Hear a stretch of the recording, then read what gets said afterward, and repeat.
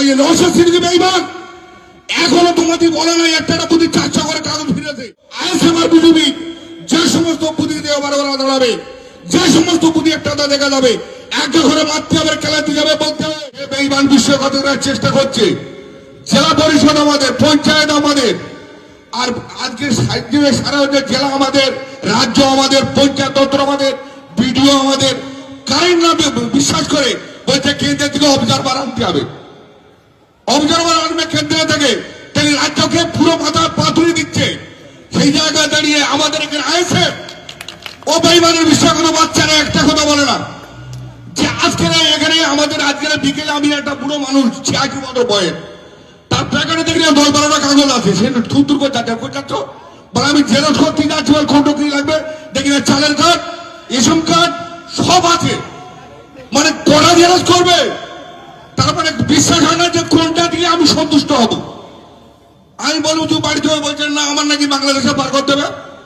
আমি তৃণমূল কাগজ সগল মোল্লা বেঁচে আছে, পাশে তৃণমূল কংগ্রেস আছে, রবি শেখ আছে, আর মমতা ব্যানার্জি আছে, নিশ্চিন্তে বাড়ি চলে যা, কাগজ থেকে না থুয়ে বাড়ি চলে না। আর আইএসএফ আর বিজেপি যারা ইমান না আছে সবার কাছে একটাই কথা বলছি, ওই যে নওশাদ সিদ্দিকী বেঈমান এখনো তোমাদের বলে নাই একটা বুদ্ধি 400 করে কাগজ ফিরেছে। এই জেরক্স করতে গিয়ে টাকাটা দেবে, আর মানুষের যে হয়রানি বেঈমান বিশ্বঘাত এবার জবাব দেওয়ার পালা। কিছু কিছু আইএসএফ আছে তারা মনে মনে ভাবছেন আমাদের মনে খুব ভালো লাগছে, তার বাপ এখন কোথায় জানে না, তার বাপের নাম চাইছে, বাপের ঠিকানা ঠাকুর, তার ঠিকানা। ও বেঈমানরা বিষয় কত নশাদ একবার বলেছে যে বাপের ঠিকানা, বাপের নাম আমরা জানি, চাচার নাম ঠাকুরদার নাম, তার ঠাকুরদার নাম সে নশাদ একবার বলে না। দিদি লড়াই করছে সুপ্রিম কোর্টে, বলে আমি নিজে দাঁড়াবো লয়ার হয়ে। দিদি বলছে আমি নিজেই লয়ার হয়ে দাঁড়াবো সুপ্রিম কোর্টে জনগণের জন্য।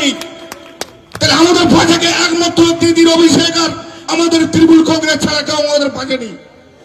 সমস্ত ধর্মের আমরা দেখে দেখে আছি বসে, আমাদের একটা বন্ধুত্ব আছে আমাদের সবার কাছে আমি অনুরোধ করবো আইএসএফ আর বিজেপি যে সমস্ত বুদ্ধি দিয়ে বারবার দাঁড়াবে, যে সমস্ত বুদ্ধি একটা দেখা যাবে, একটা ঘরে মারতে হবে, খেলাতে যাবে, বলতে হবে আমার এইসব কার্ড জেরক্স করতে হলো কেন, আমার আই কার্ড জেরক্স করতে হলো কেন, আমার আধার কার্ড জেরক্স করতে হলো কেন, আমার পাট্টা জেরক্স করতে হলো কেন, আমার পরিচয়পত্র জেরক্স করতে হলো কেন, আমার হচ্ছে মাধ্যমিক ছাত্রের জেরক্স করতে হলো কেন, এইগুলো বলতে হবে, খেলাতে হবে।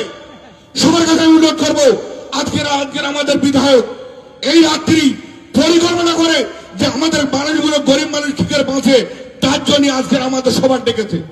এখানে আইএসএফ আছে না বিজেপি আছে, একটাই লোক আছে আমাদের তৃণমূল কংগ্রেসের, আমাদের এমএলএ সাহেব চেষ্টা করছে প্রতিটা মানুষের কি করে বাঁচানো যায়।